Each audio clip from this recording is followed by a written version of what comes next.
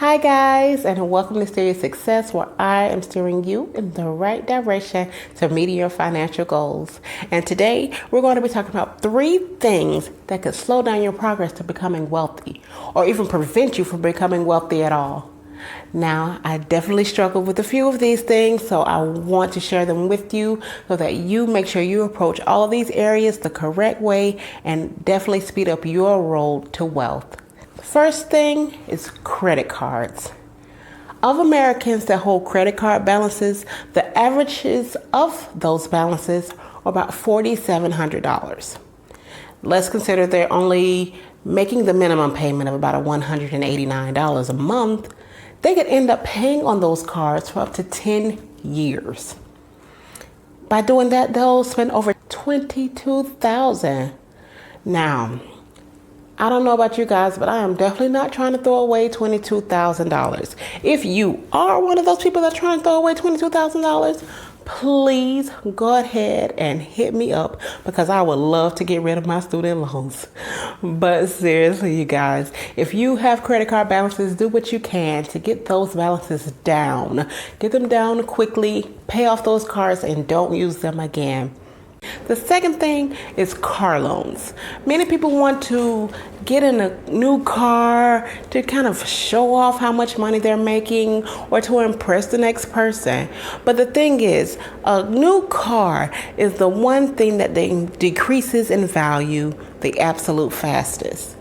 And with the average car payment being about $361 a month and the payment terms an average of 63 months, you could be paying that over 5 years. I know you guys could have so many other things that you could take care of with $361 a month for over 5 years. And if you were like me, I jumped into my car loan stupidly because I was sick of my old car breaking down on me, or I had to get this fixed, or I had to get that fixed.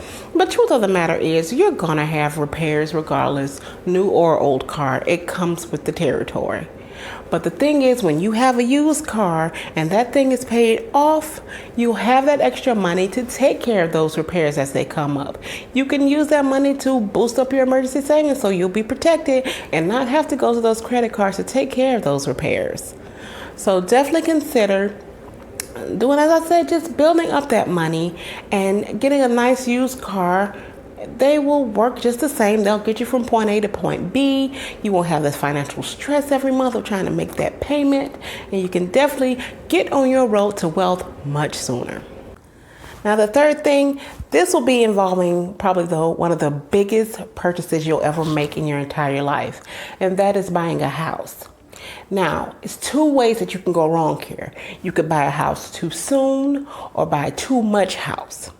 So, speaking of buying a house too soon, some people just want to rush into getting that American dream and purchasing a home, but not realizing what all goes into it. Some people just aren't ready. Some people figure they'd rather buy a house for the same amount of money that they're using to rent. But the thing is, when you're renting a home and something pops up, all you need to do is call up the landlord. The landlord comes right over and fixes it up, hopefully soon, and not much of a financial toll on you. But when you are the owner of the home, you are the landlord, and you have to provide those funds to get those repairs done. And it could be costly in some cases. Definitely don't want to be in that situation. Make sure when you're getting into a home that you have a good emergency fund in place so that if anything does pop up, you'll be able to take care of those repairs and not have to stress or put yourself in more debt to take care of them. Another thing they can do that they don't consider when they're buying a house too soon is building up 20% down. This can save you from PMI fees. PMI stands for private mortgage insurance. And I don't want you to be fooled by the name. Insurance is not protecting you at all.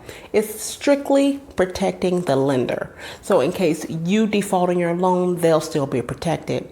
And none of that money you get back, it adds up. It could be anywhere from 0.5% up to 2.5% of your home loan amount.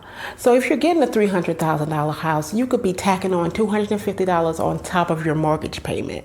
And that's just like I said, you won't be able to get any of that money back. So definitely try to avoid that so you don't have those extra PMI fees. People don't consider the true mortgage payment. They look at the price of the house and they divide it by the months that's in a 30-year mortgage and figure that'll be their monthly payment. No, sir. No, ma'am. It is not. Your mortgage payment includes the principal of the loan, the interest fees, taxes, and homeowners insurance. That whole number is making up your mortgage payment. And on top of that, it'll be that PMI if you don't have that 20% down. So please consider all of that when you're doing it. And another way to know that if you're ready for that home, that amount, that total mortgage payment should be no more than about 30% of your take home pay. You don't want to struggle financially trying to make that payment, not being able to work towards other financial goals you have in life. So you want to give yourself some breathing room so that you're able to, live the same life that you're living and still work towards your goals. And another thing, as far as getting into mortgage, try and do a 15-year fixed conventional loan. I know a lot of people are enticed by the amount that's under the 30-year loan. However, it saves you so much interest over time. I mean, it could save you up to hundreds of thousands of dollars. Now, there's some instances where you can do a 30-year if you're into, flipping houses. Those will be some times where you can do 30. But if this is going to be your home and you plan on keeping it for a while, definitely do the 15-year loan. Now, guys, these 3 things can really prevent you from becoming wealthy much sooner. And I'm telling you, I've dealt with all 3 of these. A couple of these things I did wrong and a couple of things we did right. And the things I did wrong, I'm definitely working on. So make sure you follow my tips today, you guys. And if you like today's content, go ahead and hit that like button. Subscribe if you haven't already. And hit the notification bell so you'll know when I upload my next video. And if you know anybody out there that is struggling financially and could use my weekly tips and advice on how they can reach their financial goals even faster, please tell them about me. I would love for them to meet us here every successful Sunday. And until next time, you guys, bye-bye.